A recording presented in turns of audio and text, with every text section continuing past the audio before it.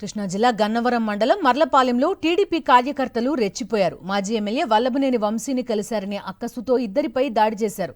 ఓ కుటుంబాన్ని పరామర్శించేందుకు మర్లపాలెం వెళ్లిన వంశీని అదే గ్రామానికి చెందిన కంభంపాటి శ్రీధర్, రామ్మోహన్ రావు కలిశారు.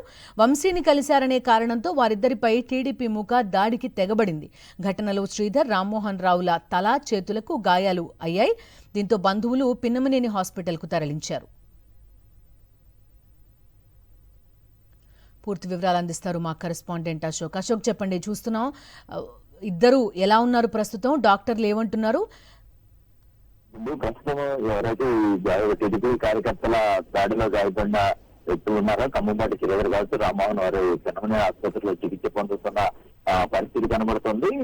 వైఎస్ఆర్సీపీ నేతలు పరామర్శకు వెళ్ళినప్పుడు కూడా వాళ్ళని కలిసినా సరే ఈ తరహాలో దాడులు చేస్తున్న పరిస్థితి కనబడుతుంది. నిన్న గన్నవరం నియోజకవర్గ పరిధిలోని మర్లపాలెంలో ఓ కుటుంబాన్ని పరామర్శించేందుకు మాజీ ఎమ్మెల్యే వల్లభనేని వంశీ వెళ్లారు.